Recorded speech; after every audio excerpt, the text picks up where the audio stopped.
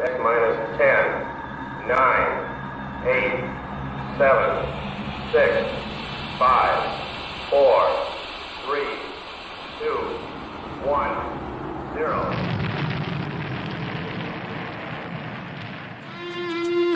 It's the Rocket Hour. Y'all are now tuned in. Time to hit the pick four that you'd love to win. If your money's coming slow, step on the faster track with your host, Ricky Pasternak. Let's go.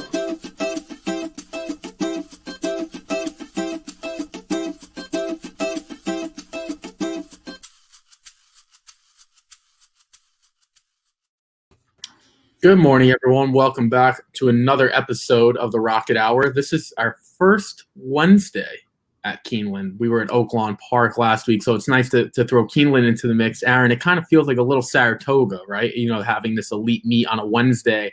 Not quite as warm as Saratoga, at least for me. It would probably be like mid-70s. A little chilly, but it's nice to have it back. Aaron, how was your weekend? We were on for way too long on Saturday. It was a lot of fun. How's your weekend? Well, let's take you through the basketball stuff as well. So some of your initial thoughts of what we saw in the Gonzaga-Baylor game or one of the Final Four games, and just how was your weekend overall? Yeah, great weekend of racing. It was a lot of fun. Saturday was a lot of fun. And, I guess the best thing for me was getting the second COVID shot yesterday. So I am fully vaccinated. That was great, but I do feel like shit today. So it's good and it's bad. Basketball-wise, I just couldn't have. I thought Baylor had a great chance to win. Don't get me wrong. I think it definitely was an upset, not a massive one, but I could not have seen the score and how the game went. I could not have seen that coming. I mean, they were just dominant in that game. No, I completely agree. I don't think it's the team that won. I think it was the convincing fashion that it was done. If we kind of, hark back to some of the champions we've had this year, we had Alabama football dominating Ohio State. We had this game right here that we just had the other night. The Bucks destroyed the Chiefs. The only close one really was the hockey with the Lightning. That was close for a little while. The Lakers wasn't really close. I know went to 6 games, but no one ever thought that was really serious. So it's kind of been a little bit of a letdown champions-wise, but shocker, 2021, things have been a letdown. For me, I'm with you. I just couldn't have expected I just couldn't have expected the way that would have gone. But we're going to leave it at that. I think the last thing I'll say is Gonzaga are not frauds. I don't want to hear that Gonzaga are frauds. They lost one game to a team that was better than them on that day, and I think if they played again, Gonzaga could win. So I don't want to hear anyone calling them frauds. I think that's extremely disrespectful. I'm back with Pompano Park. I heard Magic Mike the other day. They were talking about just kind of you guys bantering. You guys were on you guys were on the Magic Mike show, you and Jared, and they were on Magic Mike. And Magic says to Mike, how's your super high five or whatever the heck he said at Pompano Park? And Mike said, yeah, that was interesting. Pompano Park. There's a new way to call it. So, and my dad was actually at Pompano Park. So I'm going to leave that up. He was just there a few nights ago, Sunday night, actually. So I'll leave that up there. Aaron going with his prototypical name. He's not, again, you could tell he's not 100%. So the vaccine will do that to you. Aaron, we did have a great weekend of racing though. Like you said, you talked about it before, and we're going to get right into it right now. We'll start with the wood. What we're going to do, folks, if you guys are interested in looking at the result chart on your own or the past performances, or you want to re-handicap the race, I should say, with us, we'll start with the wood, then the Santa Anita Derby, and then the entire stakes card from Keeneland. We will not be covering any of the Aqueduct undercard, any of the Santa Anita undercard. We just don't have time for it. If you guys want to know our thoughts, please send us an email, reach out to us. We'll be more than happy to do it that way. We just don't have time to get to it all. Send them to Ricky. Do not send them to me. Send them to Aaron's not feeling himself today. Send them to me. If you send it to contact at Racing Dudes, maybe Magic will respond. who knows? There you go. Let's start here. And I maybe we should have put the wood at the end, given what we saw. But I figured I'm a routine guy. Aqueduct comes first. Bourbonic, 72 to 1. Vicky chimes in. Thankful you're vaccinated. Yeah, it's Yeah. good we have him vaccinated too, and he'll tell us one of the reasons maybe he is vaccinated this weekend. He's got something to look forward to. Bourbonic, 72 to 1. This was a horse that finished 4 lengths behind Market Maven, who beat Candyman Rocket, which is unbelievable. But Market Maven at Parks in a starter allowance race. So shocker, Bourbonic, 72 to 1. Can we take anything away from this field? And if we can, I guess we can include Bourbonic. If we can, is there a horse that maybe you're still looking at a price come Derby Day? No, neither one there. This was a real shock, right? I mean, Dynamic One, by the time that race was ran, my dad had me convinced that Dynamic One was going to run well. So it turned for home. I'm like, oh my gosh, he's going to hit this. And then Bourbonic, I'll be honest with you guys, this was one of the more unlikely winners I've seen on the Kentucky Derby Trail ever. And I've been following it for as longer than I like to admit now. You know, I used to kind of be the new guy in the game. Now it's like, geez, I've been following this for 15 years, pretty hardcore. That's kind of embarrassing. But as far as Bourbonic goes, yeah, I just couldn't see it. I always look at the past performances once a race is over when something like this happens, and I just couldn't see it. I'll give, there was somebody on Twitter, JD, can't think of your last name, I'm really sorry, that you called Bourbonic before the race, so great job with that. I don't know how you did it. I watched your little video where you explained it. I still don't know how you did it, but great job. I don't take anything away from this race moving forward. Other than I do think Crowded Trade, going a mile, 1 turn, I don't know. I think that horse could be decent, but the rest of this field, I don't want to have much to do with moving forward. There's one horse that I want out of here. Okay. And that's Dynamic One. And the reason being, I need a price. And I think Dynamic One should have enough points, right? I think 40 should be enough. Not by a lot, not safely, but should be enough, and that'll be fine. You know what people don't seem to understand in horse racing? I don't want a horse that's always a short price and then goes off as a long shot. I want a horse that runs as a long shot and runs well consistently, even if they're overmatched. The reason is because I know they're trying. Mm-hmm. A lot of horses that come in as a short price, Aaron, 5 to 2, 2 to 1, 3 to 1, 7 to 2, whatever. Something doesn't have to be 4 to 5, something in that range, a decent price. They're a long shot. People say that's value. Maybe they're just not as good and they're going to not try. When I see a long shot like Dynamic One, who's probably not as talented as some of the other runners, maybe he is after this, but a lot of people going into it said he's not, and he runs well, that means he's going to try. And that's where you get a long shot to crash a superfecta. A horse that tries consistently. And this horse seems to do that. And I guess Jose Ortiz is going to have this horse. I'm not sure. I don't know what the mounts look like. Maybe you could speak to that better than me. If I get Jose Ortiz on a 50 to 1 coming out of this crap wood, could I make a case for him? Yeah, I think I can. So I'm not saying a win candidate, but we talk about, I think Magic used up slop up the superfecta. I don't know where that came from, but it's cool. I like it. I'm going to use it. Can he? Maybe, maybe not. But I could find a lot of worse 50 to 1 shots. So that would be one that I would highly consider. And maybe by some miracle, now that there seems to be more pace in this race, more than we anticipated just 2 weeks ago or so, maybe it's a little quicker up front. And yes, Concert Tour wins or Essential Quality wins, and maybe this horse is by some miracle hits the board. If those 2 horses are better than everyone else, maybe by some miracle it's a distant gap back to Dynamic One. I'm just making a case. I'm not saying I would, and I wouldn't do it anything less than 50 to 1. But if we see that all the time in races, where a horse gets, like Mr. Big News, he hits the board. He's just he was third and he was never really in the race, but he just as Magic, let's say, slop up and get on the board there. So yeah, I mean, that it could happen. You can make a case for a lot of them. One thing I wanted to throw in, is there a reason these horses are running so slow at Aqueduct, or are they really just the slow? Yeah, go ahead. Yeah, it's because they suck. It's really simple. They're not very good. They're really not. That's not entire. I mean, yes, it's accurate, but that's not entirely the reason. The times were all very slow at Aqueduct on Saturday. Modernist won a stakes race. His time was very similar to this one. Search results was able to win the Gazelle a little bit faster than this, but they were all in the 154s. I mean, if you put this on a regular track, they're still going to be slower than the other races we saw, no question. But it's a combination of both in this case.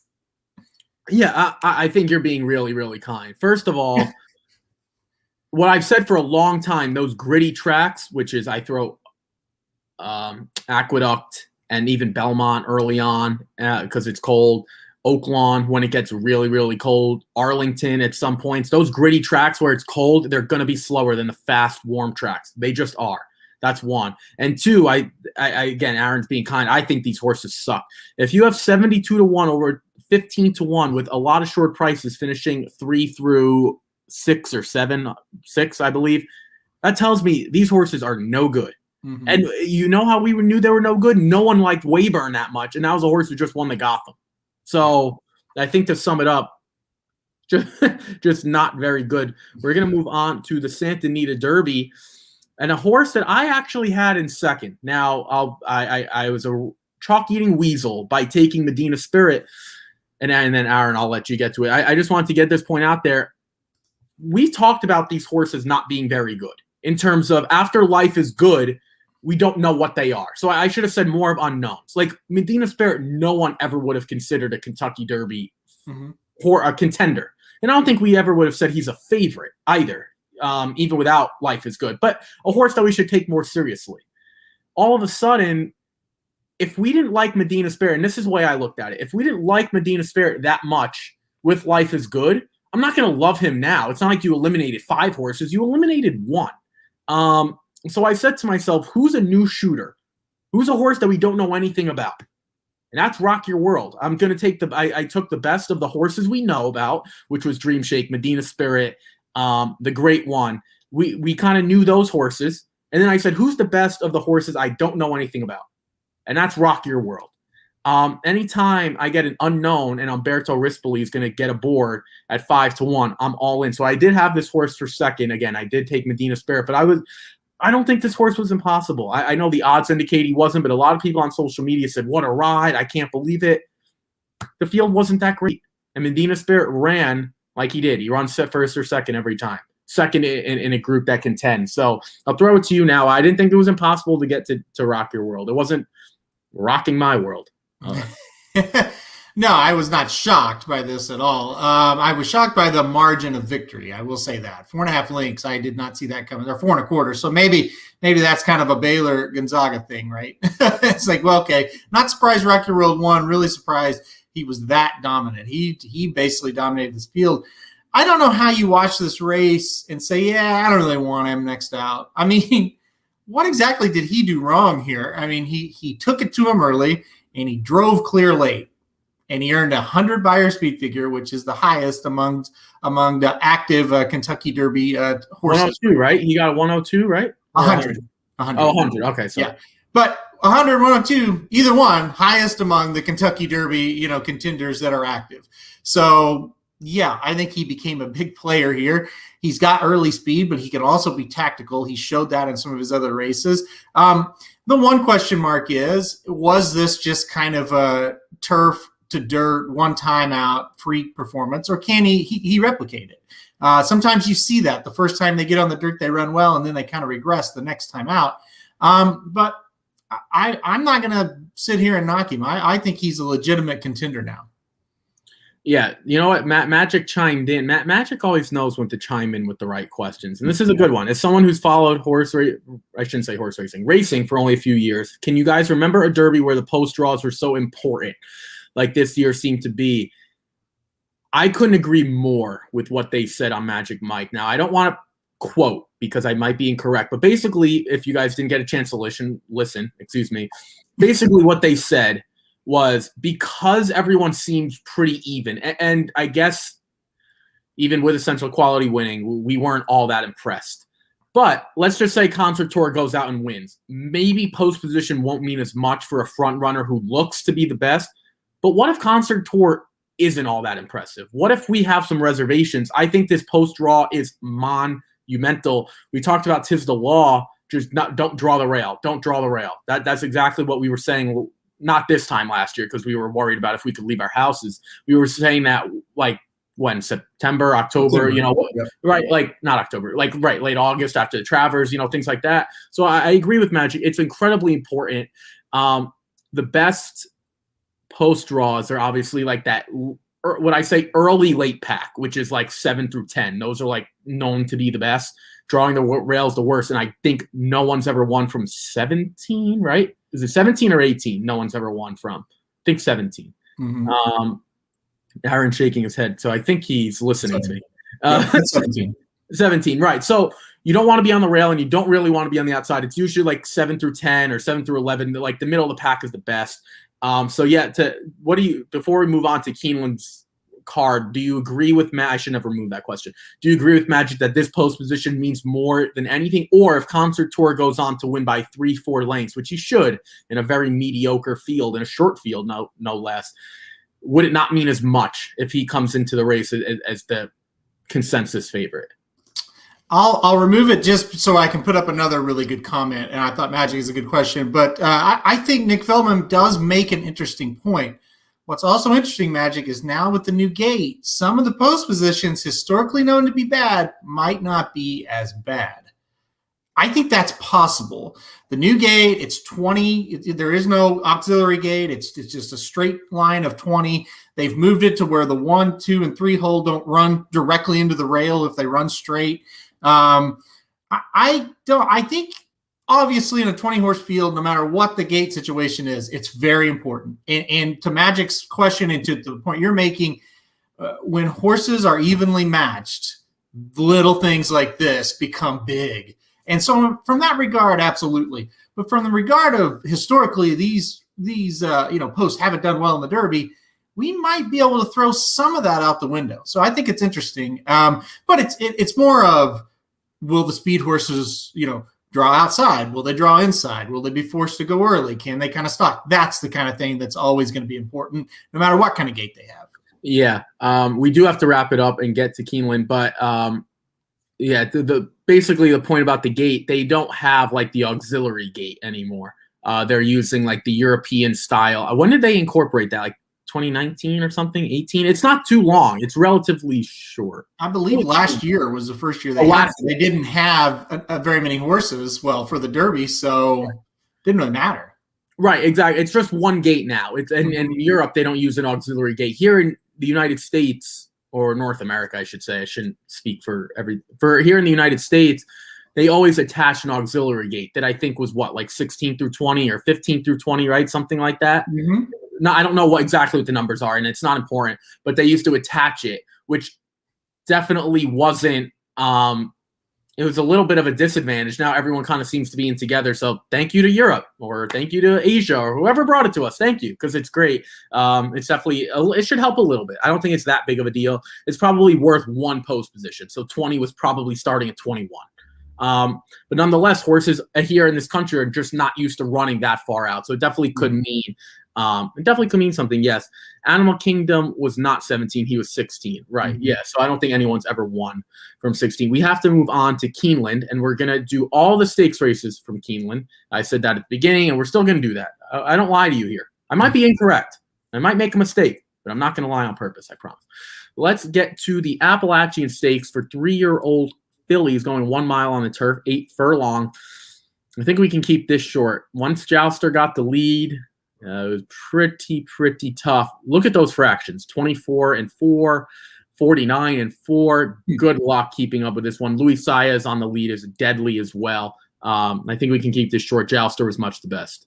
Yeah, a great trip. You're never going to beat that horse at a mile with that kind of trip for sure. It was funny before the race, speed had not been doing well at Keeneland, and historically it does. And Samich and I were texting because we both kind of had this horse. We were leaning on it pretty heavy. And we both were like, well, if this doesn't hold after that opening fraction, I don't know. Like, we're just throw your hands in the air. And, of course, it did. I mean, this was never in doubt. So you're right. We keep it short. If this horse gets this trip, and it looks like this horse is going to get this trip on paper, I don't think they'll beat her at a mile. Yeah, I do. You know what?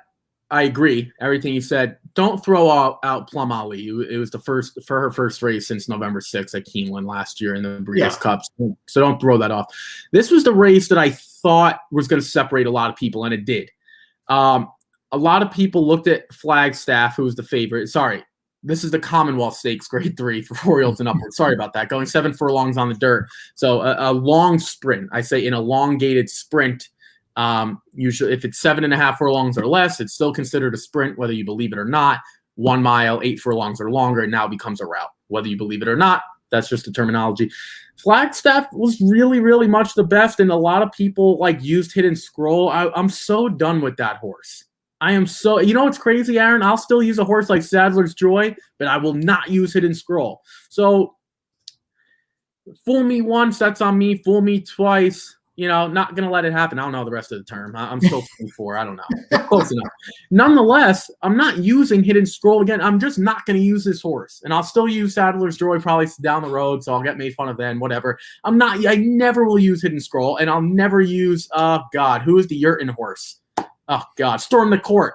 Storm the Court couldn't run against me. I wouldn't beat that horse to beat me. The Flagstaff was much the best here, almost 2-1. You got 9-5, almost 2-1.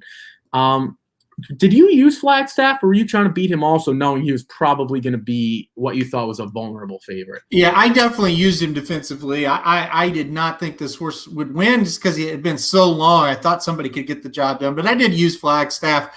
As far as Hidden Scroll, just real quick, and it's always a good thing to just forget this horse, but I do feel a little sorry for him because it feels like everything bad that could happen to this horse happens. I mean, really bad bleeding, visible bleeding on the track. I feel bad for the horse. I feel bad that we can't run on Lasix and this happens in front of a big crowd on a big day at Keeneland. But yeah, I'm with you. It'd be very hard to ever use him again. But anyway, yeah, Flagstaff ran a good race. I'm glad he won because he kind of had been running good races and just couldn't quite finish it off. But this horse has been running against really nice horses. CZ Rocket, Whitmore. I mean, those are not easy horses to beat. He found his friends here, right? I mean, this was a pretty easy victory. Look, I'm not saying I know all because I certainly don't. I barely know what 2 + 2 is on a random given Wednesday. This horse, if you just go off analytics and you go to time form, Hidden Scroll's best time form, so the spotlight, I don't know if you guys pay attention, it was a 101.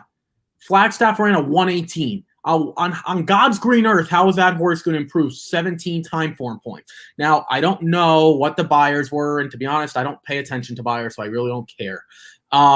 You could throw all your buyer stats up and trainer stats, don't care. If a horse is 17 points worse, and this isn't like a maiden where it's like 1 or 2 starts, multiple starts, mind you, Flagstaff beat this horse. Didn't he beat him in the Count Fleet?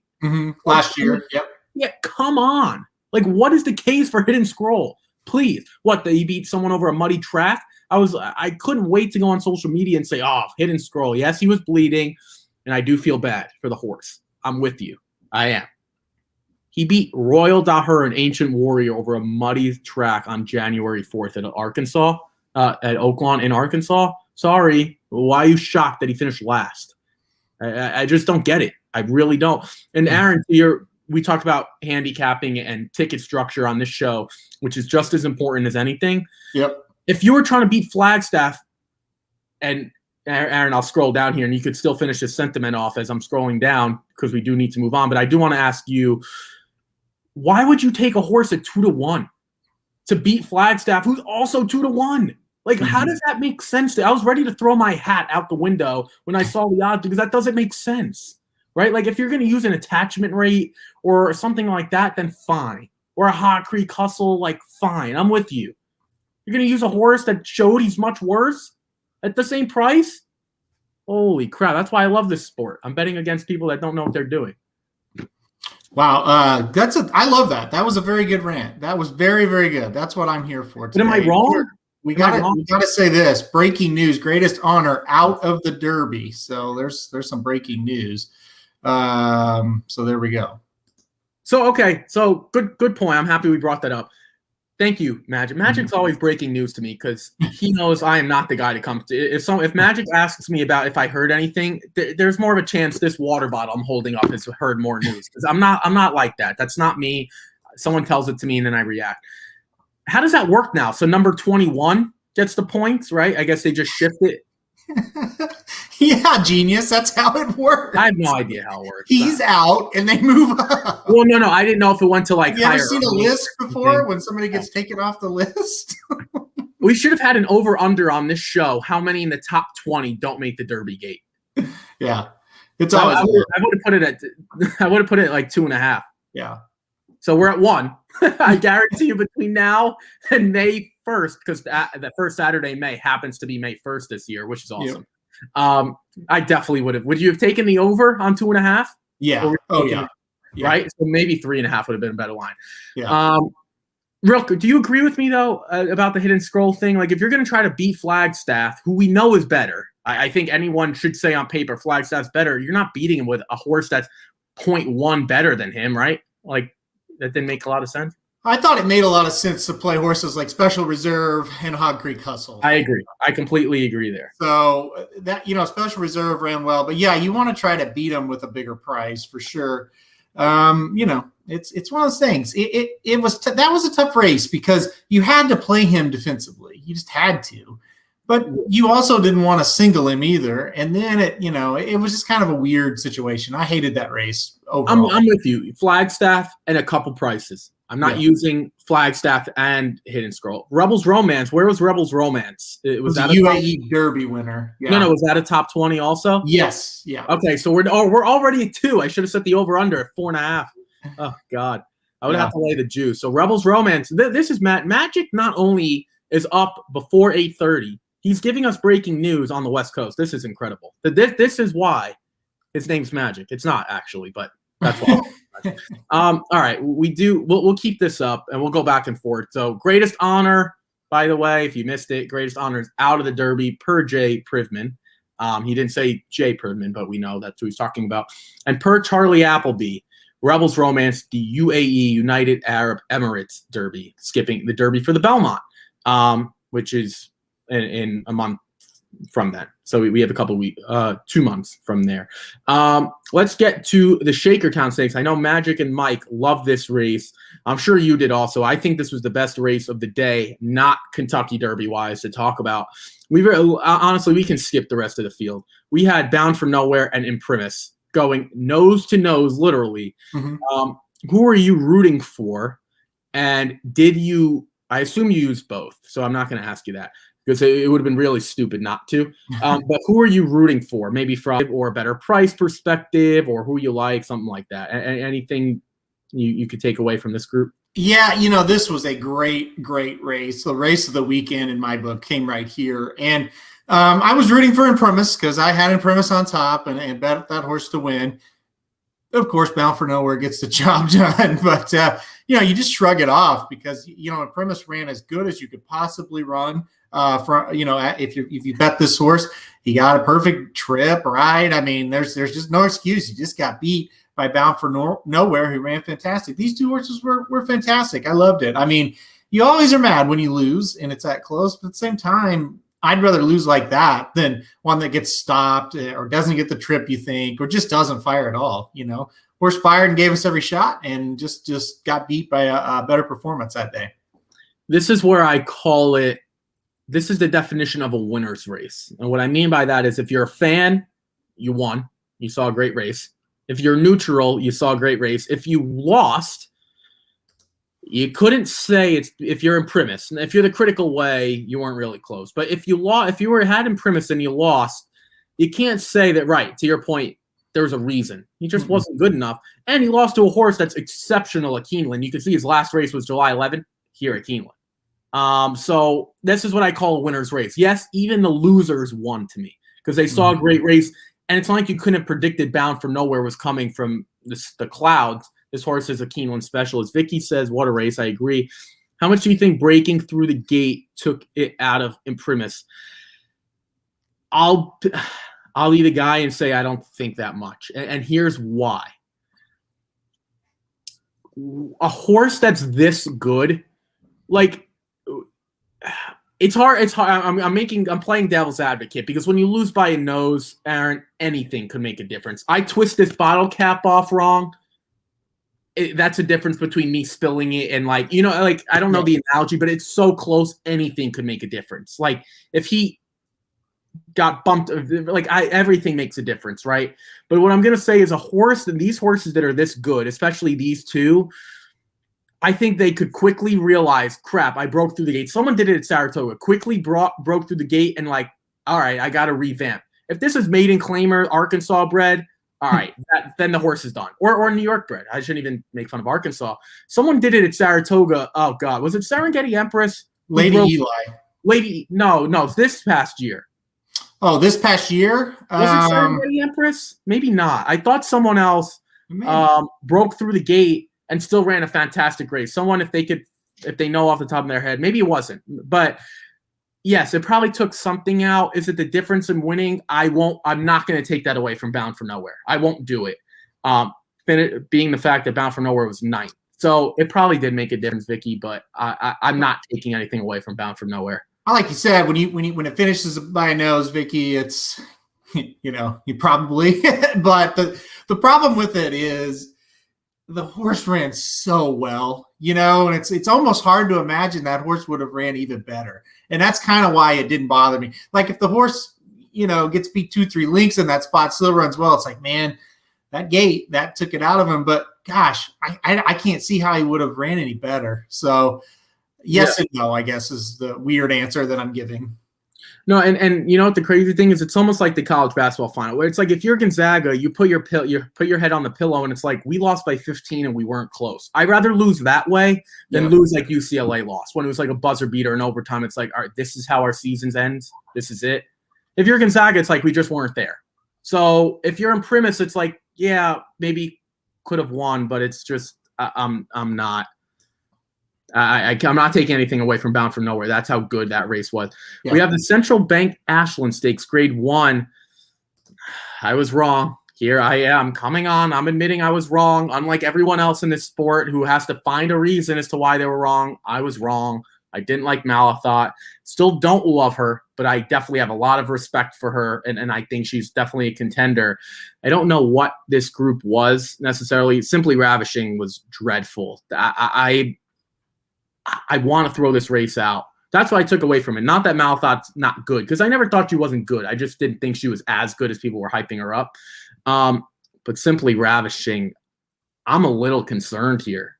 You're not supposed to run on November 28th and run like that. So that's my takeaway. Aaron, what did you think of the Central Bank Ashland? Both horses actually 3-2. Simply Ravishing took a little bit more money. Yeah, I never was a fan of Simply Ravishing as far as a win here, because those last, the Breeders' Cup, she did have an excuse, but then the last race before the end of the year, it was just like, I don't know, that didn't look good, and she was flat here too. So, I'm concerned. I think something is a little wrong with her, or she's just kind of lost her step a little bit. I'm very interested in the top 2 horses coming back. I thought Past the Champagne ran a huge race in here. I thought this horse was going to roll home, and then Malathot just comes charging and catches her late. I want these top 2 in Travel Column in the Oaks. I really like the performance, obviously, by Travel Column, but I thought the top 2 ran extremely well here. And by the way, that horse that finished 3rd has been beating a lot of horses at Oaklawn, so it's not like that 3rd horse, Will Secret, isn't any good. But, man, I thought these 2 ran well. I don't know, Ricky. Malathot kind of made me a believer after this one. I thought that took a lot of guts to run that horse down. I'm with you on Past the Champagne. I wouldn't mind that horse. There's another filly that we didn't talk about, and even Magic. See, this is why I like this sport. Because Magic was all over Malathot and I wasn't, and we both came to the same conclusion where he probably still likes her, which is fine at this point. Like if he was all in a long time ago, so I'm with him. If that's his play, that's fine. But he's admitting, I understand trying to beat her. I would look at the Aqueduct runner, the Gazelle runner search results. I think she's on a tear, and she just proved it again. Now I don't know what Aqueduct is, so like that's fair, but I would give her a shot. Malathot and the 2 from Fairgrounds trifecta for the Oaks. Yeah, I mean, who knows? Who knows? I think this is a wide open group. I think Travel Column probably is the one to beat, but I don't think she's like a standout and a horse you can't play. You can't try to beat. Let's go to the Madison Stakes, fillies and mares, 4-year-olds and upward. I try to get cute. I try to beat Kamari. I didn't think 3 to 5 was where she belonged. I tried to use Monday Call with the speed, but I was completely wrong. I did not use Kamari. I tried to beat her. I was completely wrong. Wait, you didn't use Kamari at all? No. Whoa. And the reason is, and hear my thought process. I had a feeling things would chalk out, and I wanted to be, and it did. I was right on that part. You had to hammer home your pick 5 or legitimately play it for 50 cents or like $2 to make anything. Mm-hmm. It paid what did it pay? Like $32? Not much, yeah. Right. So I looked at the rest of the card or the rest of the sequence, and I said, I don't really love any favorite here. This was the race where I was like, I think I can get away with not using a favorite. So yeah, I could have used her defensively. It just would have brought my ticket up. Like, to be honest, like everyone who used Who Didn't Scroll. Yeah, that's fair. Okay, that's fair. Hey, you know what? I'm here for it. I might be the most outgoing regarding taking it. That's fine. That's fair. The difference is here in this spot when it chalked out, it's like, so if you bet $150, which I usually do on pick 5s, or $135 or $160, do I feel better about myself that I won a $32 pick 5?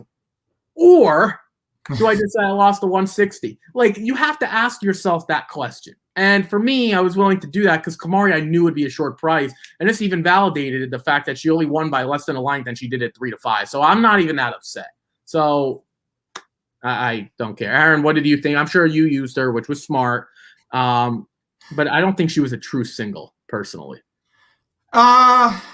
No, I don't. I wouldn't say she's a true single, but she was one of my stronger win plays on the card. And I thought she ran fantastic. But to your point, she almost got beat by a 50 to 1 shot. So it's not like she was a runaway winner by 6. And a 50 to 1 shot almost upsets. And Belle's the one just kind of, I think, needed the race. The horse that finished 3rd might come back a little stronger next time out. This was like a workman-like, impressive effort by Kamari. It wasn't over the top. And maybe when we get her next time we try to beat her, I'm kind of with you. And again, your point makes sense. You got to try to beat somebody at some point when you get to these sequences. Exactly. And you tried, and it didn't work out, Because let's think about it this way. If I get Belle's the 1 or Monday Call, that pick 5 is automatically $100. Mm-hmm. Automatically, because I'm sure a lot of people singled. Now, if I bet 150 and I lose 50, that's a big difference as opposed to losing 125. I won a ticket and still lost 125. Great. Yeah. I'm running around Fort Lee. I'm fantastic. Doing a great job. Like, what is that? Who cares? Yeah. So the only way you want to play is if Jared Bush says it, $32 at 50 times the profit. Yeah, if you got to play multi-tickets, I think what he means is you got to press the opinion. Sure. But if I'm not going to press, like, this is what people don't understand, right, about ticket structure. And I'm not saying I know everything. If you're not going to press it the entire way, then don't tell me you got to press here. Because you can't just always sometimes press one race. It's not that simple. Like, if it was that simple, then I would have bet 30,000 on Kamari. Like, you know what I'm saying? Like, who cares? Like, that's we'll see at the end. The pick 5 didn't pay anything. The Toyota Bluegrass. All right, this is all you. You're the Kentucky Derby guy. You're the Triple Crown guy. There was a lot of 1 1/8 miles, so I'm going to let you take it away. I'll add or detract whatever you don't say. So go for it. All you. I know you're not feeling great, but you got to shoulder the load here. Yeah, I have a feeling people are going to get angry at me for this comment, but I kind of want Highly Motivated out of this race. I'm not sure about the Derby. I think 1.25 miles may be stretching it. I kind of think Highly Motivated's the better of the 2 horse when I look at just talent. Rewatch this race. Highly Motivated was putting away Essential Quality. Then the horse got hit left-handed by Javier Castellano to try to engage with Essential Quality, how they always do in the stretch. They try to get the horses as close together. When that happened, the horse reacted to the rider and switched his leads. And when he switched those leads, or that lead, he lost all his momentum, and Essential Quality makes up the ground and goes right by. Watch the gallop out. The horse switches back to the right lead and gallops out ahead of everybody. I thought Highly Motivated was fantastic here. And not to say that Essential Quality was not, because he was. He ran a very good race. I get it. This horse has done nothing wrong. Absolutely nothing wrong. But I don't really want Essential Quality to win at a short price in the Kentucky Derby. Will I defensively play this horse? Sure. I think you have to. I mean, the class this horse has shown is amazing. I'm also very glad he won this race because I had a win wager on him. But at the end of the day, if Highly Motivated doesn't switch those leads, I think we're having a different conversation. I think we're talking about Highly Motivated holding off the champion. Both ran well. I like both of them going forward. I was just a little more impressed with Highly Motivated. I want to throw. You didn't really say anything that I could disagree with. Yes, this was the first day I went around on Saturday when I was hosting. Which again, thank you guys if you got a chance to listen. Thank you. I'm not going to say go listen to it now because it's definitely dated. So you don't need to do it now. But yes, Vicky, thank you for catching this. If you guys don't know what switching leads are, real quick. They go left, right, left, right, left, right until they get around the far turn and they start to make their room. They're supposed to go right, left, right, left. There's no time and place where it happens. It's not like it's a button you press. The horse is just supposed to sense that. And it's through training. Maybe it's a shoulder bump from a jockey. Maybe it's a slight tap of the whip in a certain part of the body. I don't know. Every horse is different. They don't speak English. The horse is supposed to understand that at some point you make the transition from left, right to right, left. Mm-hmm. Who knows when it happens? We don't know, but it's supposed to happen. This horse switched leads and switched back. Maybe that's why Essential Quality was able to come on. We don't know. We're just speculating, and that's a great thing about the sport because we can't talk to the horses. We're just speculating. We have no clue. Maybe if Highly Motivated is able to figure that out, because he switched leads. It's not like he never switched. Like Aaron was so on Uncle Chuck about not doing it. He had never done it before, and he was just winning off sheer talent. As the talent elevates itself, things become a lot more. What's the word? Noticeable. That's not the right word. Noticeable or evident. Evident is the better word. This horse switched leads and switched back. So maybe, to Aaron's point, maybe he was hit at a certain point. Like, oh, maybe I should go back. I don't know. We don't know. I'm sure they'll figure that out. The only reason I think it was from the jockey hitting him left-handed is that's exactly at the point that it happened. So you have a lot of times what you have to do is watch these replays a lot because I watched it 4 or 5 times Sunday morning. I was in no shape to watch it Saturday and get anything out of it. So Sunday morning I watched it and I said, well, I guess, Highly Motivated just got a little tired. And then you rewatch it and you watch the jockey and it's like, wow, he tried to get him over there to Essential Quality to kind of eyeball him. And that's when he switched those leads. And you're right. It's not like he never switched it the whole race. He was on the correct one. So listen, again, it's kind of like what we talked about with in premise, right? When the margin is a nose or neck, little things make a big difference. And it really makes a big difference in my eyes when Highly Motivated kind of had Essential Quality measured. Go back and watch it. About mid-stretch, he looks like he's starting to, if not pull away, keep him right at bay where he's about a half, maybe 3/4 of a length behind. And then, boy, the second that happens, Highly Motivated kicks it into gear and just passes him. I really think it cost him the race. I really, really do. No, I'm completely with you. If Irad Ortiz would ride Highly Motivated for the Derby, what would the thoughts be? I mean, I don't think that would change my opinion, to be honest, because what that question, Nick, and don't take this personally, if I say anything, I'm now criticizing Javier Castellano. Mm-hmm. That's essentially what I'm doing. Whether the question is meant for that or not, that's kind of the way the question comes off to me. So I think Javier Castellano has been one of the more underrated riders for a long, long time. And I think he's one of the best. Maybe not underrated as in like he's not recognized. Underrated is like everyone's willing to jump on the Mike Smiths of the world and the Irad Ortiz of the world and the Johnny B's. All fantastic riders. But Javier's always, to me, Aaron, kind of just flew under the radar. And I'm not sure making the move to Irad Ortiz would help at all, in my book. Yeah, it's one of those things where I mean, it's not like he meant for that to happen. It just happened. Yeah.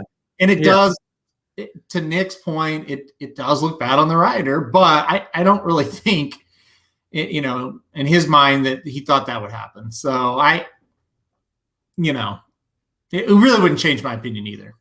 Yeah. It just doesn't at all for me. So we got to move on. We're going to go through Keeneland quick today. Is there a Hall of Famer who still winning? Yes. I couldn't agree with that more. Like, I never hear about him. I never, ever, ever do. And I shouldn't say sad because he makes a lot of money. If you want to throw some my way, Javier, if you're listening, wouldn't mind. So can I just on Vinny's comment real quick? He's on the other boat. He thought highly motivated, had a perfect trip, and just didn't get the job done. I do agree, not a Derby horse. Which I'm skeptical about his Derby situation as well. But I mean, didn't Essential Quality kind of get a good trip too? Like, I kind of looked at it as the top two got the trips that I thought they would get. So I think they both got good trips, and I think that's why they were both so far ahead of everybody else, because they were the controlling speed in the race, and that's kind of what they did. So yeah, no, exactly, and that's just the way what I say. That's the way the cookie crumbles. I don't think Javier did anything on purpose. I'm sure he's trying to get a win. So it is what it is. We have to move on to Keeneland today. We will. We love talking about this stuff, and but we just got to keep it moving. Let's start, Aaron. Race number 5. They only have 8 races on the card today. Race number 5. I'll start with you. Maiden special weight for 3-year-old fillies going 1 1/8 miles on the turf, 9 furlong on the turf. Aaron, I'll start with you in this field of 9. Where did you go? Yeah, I think this, to kick us off here at Keeneland, is definitely a trifecta box type of race. So I went 50-cent trifecta box 1-3-7-9 to kick us off. Kind of have some shorter prices in there, but I just have a feeling it's really not going to matter who comes in the try. It's going to pay decent because I think the money's going to be spread out pretty evenly, other than maybe the 2. I think the 2 may not get bet. The other ones are going to get bet. I put the 3 third draft on top. Second off the layoff for Shug McGahee. When him and Leparoux team up on the turf, they usually have pretty good success. So I like that pairing. Last time out, Gulfstream Park, just, got way too far behind. You look at the past performances, this horse is not a speed horse, but you don't really want her getting 10 lengths behind early in the race. So I think today, a little bit more forwardly placed. I think the 3's got a good shot here. So the 3 third draft was my top choice. Let's see. I will talk about one you did not include because I see you include the 3, 7, and the 8. I'll include the 9, and you're probably like, yeah, typical Halterman horse, trying something for the first time. Didn't run with a shit first time. I'm not going to use this horse. Well, maybe the turf is what this horse needs. I'm going to trust Bill Mott and Joel Rosario here. I don't blame you maybe for not using the 9 for what you did, but I kind of think this horse is going to show improvement. I think you're going to get a decent price. So I think the 9 Zuri will run a better race today and can hit the board. So those were kind of my top 2. I'll let you talk about some of the other ones. Yeah, I'm with you on the 9. The only reason why I didn't want to use this one, this horse was purchased for $1 million, right? So naturally, they start him on the dirt. By Union Rags, makes a lot of sense, and this horse isn't good. That's extremely quick to give up on him. Like, to her, sorry. It's one thing if you gave her 3, 4, 5 shots. You gave her 1, and Bill Mott is one of the best trainers out there. It's not like he's some no-name. So Bill Mott's like, I'm good. Like he saw enough and he's like, I'm good. So maybe you're right. Maybe she just loves the turf. There's nothing in any workouts that tells me that. She did go 5 furlongs in one turf work in 1 minute and 3 seconds. It was a bullet work. Great. It was out of 4 horses. Fantastic. Right. Yeah. Like I love when people say bullet works. Yeah, it's great. Bullet 1 out of 1. I've seen bullets 1 out of 1. Fantastic. She beat no one. She beat air. I don't like her at all, but I don't love anyone in this field, to be honest. Again, you used the 1-3-7-9. I didn't use the 1 either, but I did kind of like that race on the turf that she ran. I used the 6, Never Content, and here's why. If we take the races against Always Late and Jouster and throw them out over a good track, like this is where I'm going to go on my angle rant. Starts a debut over a yielding turf course. She has no early speed, no nay never. Look at all that turf pedigree. She doesn't want to be on the lead. Okay, fine. Next race over a good track, runs her best race by far, fourth by 2. Okay, there's improvement there. Then she has to go face Jouster, who we just saw. Is that fair? And then has to go run against Always Late. Is that fair? I might be making a case for a horse that's probably not very good, to be honest, but I think there are a lot of excuses there. And in the one race where things set up well for her, which it will today, she finished second with everyone's buddy, Javier Castellano. So that's who I like. But I did go deep as well. I went with the 3, 6, 7, and 8. You didn't use the 8 Wolfbane. The only thing I'll make for her, it's her second start off the layoff, and Rusty Arnold's really, really good on the turf. So that's kind of where I went. But I could see why you wouldn't want to use that horse as well. Anything else you want to add to this group? Yeah, let's talk about the 1 a little bit. You didn't use the 1. Yeah, Jared Bush. I don't know if this filly is going to get to the lead or not. Maybe with this inside draw, but this horse ran at Ellis last summer and got 3rd on the dirt, and then moved to the turf. Very tough maiden special weight at Kentucky Downs. Second, beating a length in 3/4. Tough layoff, no question. 207-day layoff. That's going to be the major question mark. But we know those races at Kentucky Downs are tough. So I think this horse will run decent here. Again, it's kind of one where, for my situation, it makes sense for your situation and how you structure your tickets. Well, how you're playing, you're betting as far as a pick 4. Maybe this horse doesn't win, but I could see this horse running well today. And I think this horse is another one that could hit the board. And I think people are going to see the connections, even though you and I know those are good connections. But there's a lot of flash in here with other spots. And I think the 1 could accidentally hit the board and kind of get ignored and hit the board at like 8 or 10 to 1 here. So, yeah, it was a use for me. Yeah, and Jared, Vinny says no love for the 1 or the 4 in this spot. I agree with the 3, but the 1 and the 4 were the other 2. Aaron's using the 1, so it's not all of us. It's just one of us. I just don't see this horse as a win candidate, and the layoff is very, very, very concerning. But for the way Aaron plays, I'll take the price. Like, I just don't think this horse is a win candidate. The 1 and the 4. Salad. I hope I'm saying that right. Kind of seems like I'm kind of with Vinny here, getting back to the turf, which was probably her best effort or one of her better efforts out of the 3. But why did they take her off the turf? Like, what was that move about? The only move you could make, and I don't know if this is accurate, I'm throwing it out there, if she wins her maiden on the dirt in that second race, do they maybe throw her into into the Florida Derby as a long shot? Maybe. But that would be like the only, like, Aaron, why else would you do that so quickly? Like, it just doesn't make sense to me. I don't know. I would have liked to see her back on the turf immediately. Yeah, I I don't know why they did that twice. Like I said, first time I get it. Second time I'm not quite sure. Well, I guess because they ran at Oaklawn, maybe that's why. But why would you run that horse at Oaklawn? So Yeah, I don't know what they're doing. I just don't. yeah, I can see your point. I can see your point. So that's just it for me. Let's move on to race number 6. The only reason why they do that is because who's training the horse.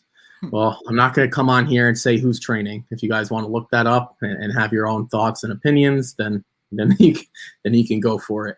Let's move on to race number 6. Oh, sorry. In there, the 2 kit seat is scratched, by the way, out of the 5th. Let's move on to race number 6. Starter optional claiming 20,000 through 10,000 for 4-year-olds and upward. Going 6 furlongs on the dirt. Aaron, field is 7, but it's my turn. So I'm going to kick it off here. We'll go. I went short. I think the 4. How do you not use the 4? Robertino Diodoro. This horse is now won 2 in a row under his watch. At starter allowance level, moves up to the 20,000 level. But to be honest, I don't think this is a 20,000 level type of group. So I think that's the horse to beat. The other one I'm interested in is the 7 Savage Nation. Look, I don't know who the heck Jamin Dadovich is. I have no idea. If he ran me over with his car, I'd have no idea who he is. Please don't run me over with your car, Jamin. If you're out there, don't run me over. But he does own and train, and Luis Saez picks up the mount. Like, for a horse that has a ton of speed, I want Luis Saez here. I can't remember. If we ask Luis Saez, and this is probably a good question. Luis, when was the last time you rode a horse where the last 6 starts included Mahoning Valley and Mountaineer? He'd probably be like, where is that? What track is that? So that just perked my eye. So I think the 4 is the best, but there's something about this 7 that I couldn't not include given all those things I said. So I think I can go short 4-7 here. Yeah, it's this is Dadovich is a guy that I don't know, maybe a Jamin girl guy. I don't want to get in trouble. I really have no idea if this is a girl or a guy, so I just want to throw that out there. I haven't been watching the Mahoning Valley paddock, so I haven't seen who's saddling. But this is a person that I know because I do watch Mahoning Valley from time to time, the races, and obviously handicap them every day. So yeah, 22%, 23% trainer in the last year. So I mean, capable. And yeah, good to see new trainers here at Keeneland. So I don't mind it. I use the 7 a little bit as well. But as far as the wager goes, I really think it's number 4, Don't Forget. I mean, a $20 to win wager on this horse. Coming in from Oaklawn after 2 wins at a very similar level. I really just think this is the one to beat. So I was pretty strong here on Don't Forget, the 4 horse. Like I said, $20 to win. That's the wager. Part of the other reason why that I like the 4 so much is kind of that lack of other options in the race. Like the 7, sure, but coming from Mahoning Valley, surely a horse coming from Oaklawn will beat a horse coming from Mahoning Valley. I mean, so the only other one I kind of thought of was the 5, but again, been running at a lot smaller tracks where the 4 has been at Oaklawn. So I just think the Oaklawn form holds up here. So that was kind of the main thing that pushed me over the top with Don't Forget. I'm completely with you there. One thing to note, these trainers that we don't really know about, whether they own or not, they come into these races that are tough to figure out. You know what I call this class? The Frost or Frippery class. The horses that want to be protected, but you can't move them up, because if you move them up, you have to place them in for a tag. If you want to run it like for more money, they're not good enough to run at the allowance level. Certainly not. They're not good enough to run in probably a 50,000 tag or a 40,000 tag. And if they are, they might get claimed. So you got to put them into these and you don't have really starter optional claiming 50,000. It's very, very rare. It's usually lower, like starter allowance. It's lower. So you can protect them here. You don't have to get rid of them. And all the horses, look at it, folks. All the horses in for a price outside of the 6 are pretty dreadful. So the 6 I put for 4th. I don't consider this horse a true win candidate. Oh, Dr. Miranda chiming in. Jamin Dadovich has gotten 5 firsts out of 8 starts in 2021. Yeah, exactly. And I didn't know that, but that is a great point. I didn't even need to know that. And now that I do know that, I even like this horse even more. So I do think the 4 is probably the best and is proven, but I'm with Dr. Miranda. By the way, shout out Dr. Miranda. I texted her on Friday to get me a program for Keeneland because I like collecting programs. So shout out to her. She's hopefully sending it to me. I do like Aaron. Shout out to Aaron as well. Aaron did the same thing for me over Breeders' Cup. It's nice to have people on site. My specific instructions to both of them: please don't write in it.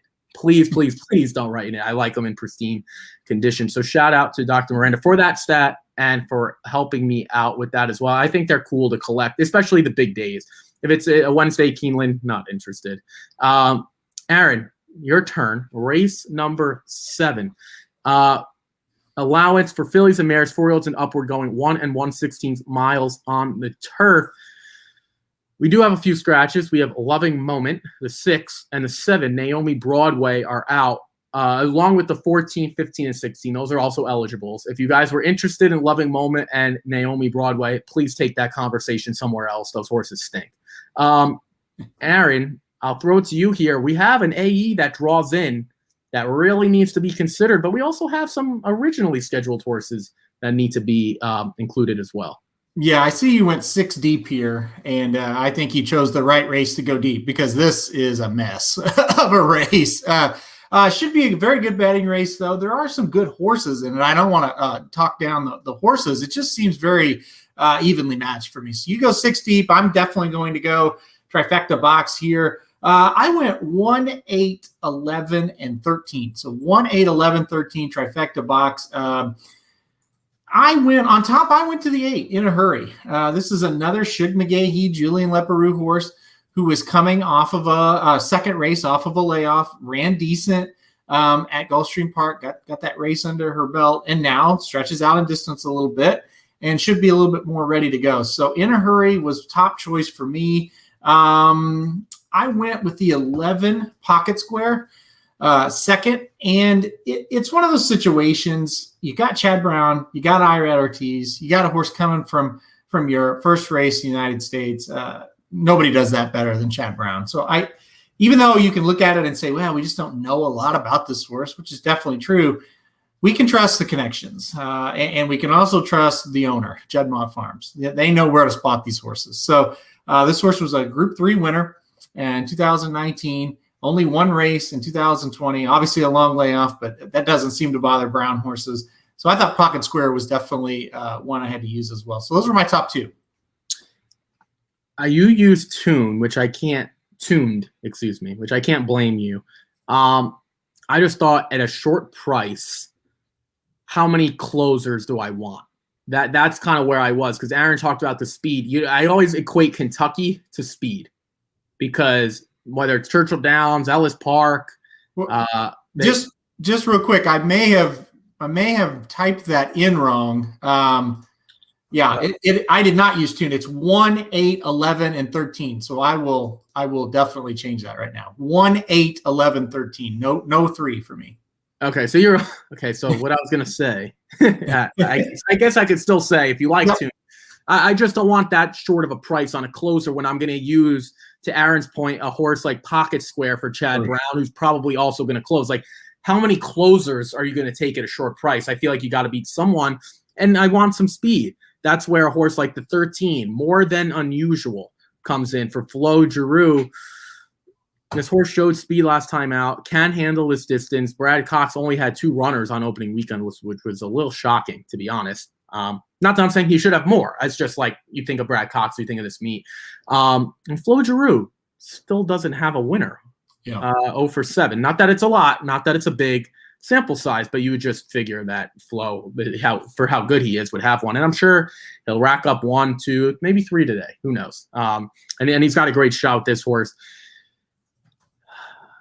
I wanted to talk to you a tad about this 10 More Good Times. Now, you didn't use this horse, and I don't blame you. This horse probably isn't good enough, but this horse closes in extremely, extremely slow paces, like 48-2, 51-2, 50 flat, all this year. I'm not going to keep going. Mike Maker, Luis Saez, I don't know. I don't want what I saw out of Luis on opening weekend. I want no part of leaving him out. Mike Maker is bound to get a win at some point. Does that horse make sense? I'm shocked you didn't use that horse because you for the try box. Maybe a win candidate is a little bit out there, but this horse closes. And Broadway Lady, if you like the 12, which I do, has she beaten more good times by a lot? The answer is no. I'll save you the breath. The answer is no. So I thought the 10 was worth a shot as well. More good times. Well, I didn't use the 12 either, so it was kind of one of those deals. I didn't use either one of them. A couple things. I threw the 13 in, so that was one where I had the 12, but when we got the 13 into the race, I thought, no, we have to use that one. So that's one of the reasons. And the second reason, I'm a little scared of this one horse on the rail, Flabbergasted. A lot of speed. I know it's a long layoff. 2 wins in a row. They came at Churchill Downs. I kind of think this is a horse that needs to be taken very seriously. And that's why I kind of was like, well, let's try to take a shot against the 10 and the 12. So a couple of reasons there. Yeah, I actually put the 1 on top. There are a few things that I want. So someone said Flow 1-1 on Saturday. According to Equibase, when I downloaded this, which was on Monday. So I apologize. Maybe they have a typo.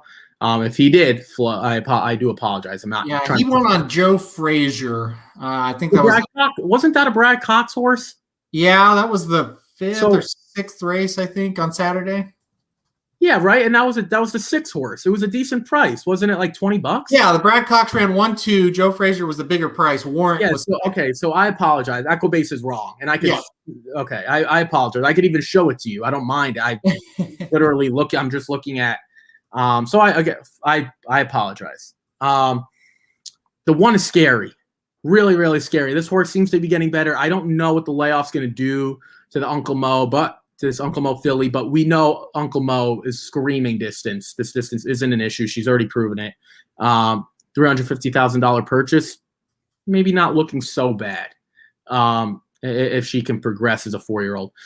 Aaron, anyone else you want to touch on? I know, to Aaron's credit, before I didn't mean to cut him off, he didn't use the 12, which makes sense as to why he didn't use the 10. I'm with him there. If you're going to use one, you got to use both. If you're not going to use one, eliminate both. So I'm completely with him there. Aaron, anything else you want to add, or are we good here? You hate to come on here and say, I think this is an all race because, the whole point of being on here is to kind of eliminate horses, give people strong opinions. But this is a situation where if you go all, I'm not going to blame you. So, I mean, I could sit here and talk about all of them and make a case. Well, maybe all but maybe 1 or 2, honestly. Maybe the 2. I couldn't really make a case for that one. But how about like the 9, Waka Marrakesh? I mean, that horse has been close to winning so many races, been running against tougher company, and we both didn't use her. And she's 10-1 today. So, yeah, there you go, Nick. What about the 9 horse? Right on cue there. I know. Yeah. And the thing that scares me about her is it's like in these turf races, there's speed and then there's usually closers. If you actually get a chance to have a mid-tier horse, which is rare, that's where she's going to be. It's like enough tactical speed to be like close, but not enough to be on the lead. So maybe she just hit the perfect trip. But I'm kind of with Aaron here. I just don't think she's good enough, to be honest. And I'm willing to take – she did not end 2020 well. But Johnny B is aboard. Who knows? Let's get to the final race. Starter optional claiming $10,000. And here it is again, folks. A lot of these horses – some are protected, some aren't protected. It seems like a few more are here. This is starter optional claiming $10,000 through $5,000 for 4-year-olds and upwards, going 7 furlongs. We don't have any scratches, so we have a field of 11. I'll start here. I went with the 3, the 4, and the 6. Aaron went with the 4, so I'll let him talk about that one.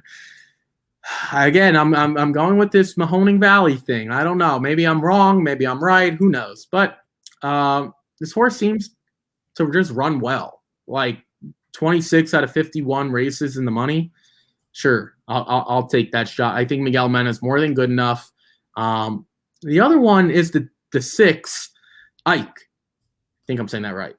Mm-hmm. I don't know what the heck this horse is doing. I mean, what is, like, honestly, he's the only reason I'm using him is because it's Ron McQuet, Irad Ortiz. That's it. I have no idea. So I'll leave it to Aaron because I did like the 4. So Aaron, I'll let you talk about the 4 a little bit here. Just to add on with Ike, usually Moquette, when he gets a guy like Ortiz, it's a sign that there's talk and this horse is doing well or well spotted or whatever. So I'm with you. I use the 6 as well. Yeah, I put high 5 Cotton on top, the 4 horse, $10 win wager on the 4 to kind of round us out. I thought this field was pretty sketchy, and I didn't really love high 5 Cotton that much at first, but then you analyze the horse against the rest of this field. If he runs his best here, he should get the job done. And then he gets Luis Saez aboard, so you got to love that. And Delgado, obviously good at this level, and he's pretty good at spotting horses. So I just thought he looked just a bit better than the rest. Again, you had the 3 Stay Home, who I considered, but listen, I watch Mahoney Valley every day, guys, and that's not a lie. I watch it every day, and I see those horses run, and I have a hard time translating that to Keeneland success. So I just couldn't put the 3 on top for that reason. But numbers wise, and this horse fits and running well, so it makes sense to use. But as far as on top, I thought this high 5 Cotton was a little bit better than the rest of kind of a suspect bunch here. Yeah, the only reason I think you can make a case for a lot of horses as to why you do or don't like them. For the 3, I'll go through why I don't like the 3. What is Mahoning Valley? I don't know how that plays out here. I have no clue. How about that? The 4, high 5 Cotton, has been a favorite in 4 out of the last 6. Has only won 1 of them. And I was in for a tag. Hasn't come back well in 2021. For the 6, Ike couldn't beat a standing water bottle in his last 2. So again, to Aaron's point, like, this is a suspect field. I'm not going to sit here and say I'm gung-ho about any of them, but at some point I do have to just hope one of this is a survive. Can I survive at the last moment? And I hope I can get a price in the race before. Why not the 3? Jared, we talked about the 3. I do like the 3 on top. Mm-hmm. Long on luck, 4 wins.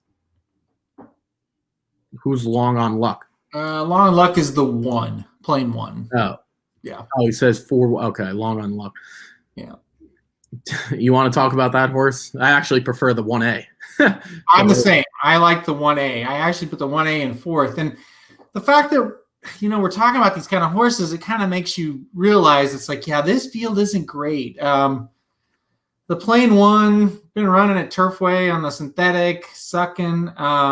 Did win at Ellis at the 5K level last year. I don't know. Doesn't look to be in very good form. I don't like this horse, especially at 4-1. Yeah, no, I'm completely with you. The 4 has started and stayed almost every time. Mm-hmm. So, yeah, I mean, I don't know. I think you can make a case for all of them. Let's wrap up our tickets here, Aaron. I'll start, and then I'll let you go.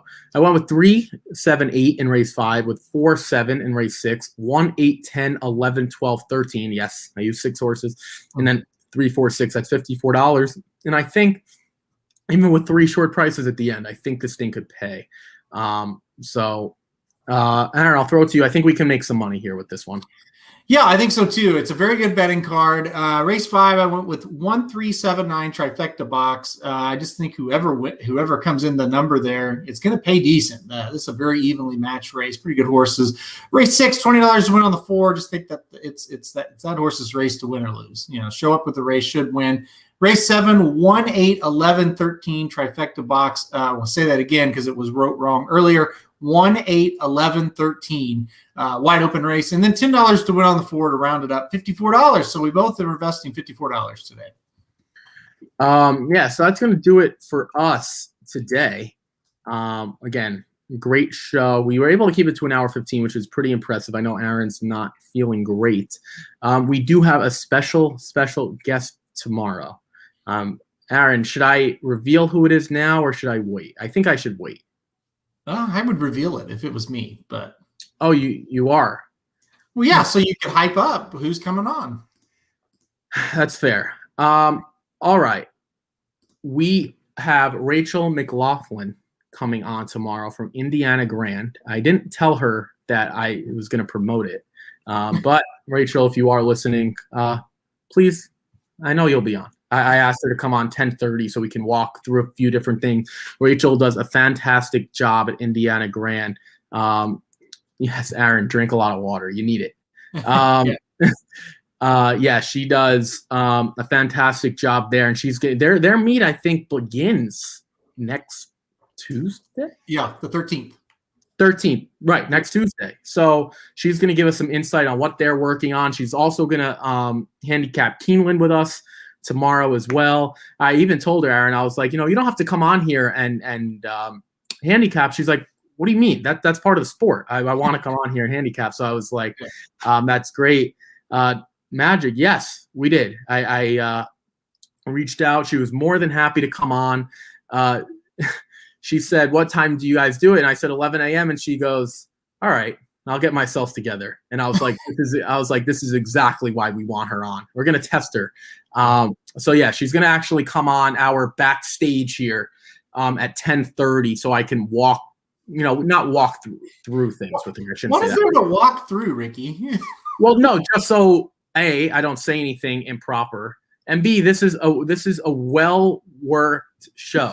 See, unlike Blinkers Off, folks, or Magic Mike, this show is well organized. I try to have a rundown and a timeline because we do things professional here. That's how you get guests right there. Say, hey, you got to show up 30 minutes before and hear me talk about nothing for 30 minutes before we go on. She's also sending us some stuff so that we could put on as well, and I want to make sure that visually looks great. That's what she said. If she doesn't, that's fine. We can still talk about the meet and things like that, and she could tell us how she kind of got started and things like that. But yeah, no, it's going to be great to have her on, just to have different opinions. I'm happy I was able to doing it. And Magic says that's well, I don't know if that's a negative or a positive. I'm going to say it's a positive for racing Rachel because Magic's going to wake up early and hopefully throw in some good questions or comments. The problem is what he's indicating is he doesn't wake up normally to listen to us, just us two. So I'm not sure if that's a shot or Magic's telling us, oh, please tell us more about. I'm not saying how to properly run a live stream. That's how I run it. I just remember, quick story, the first time I ever went on Magic Mike, no idea what was going on.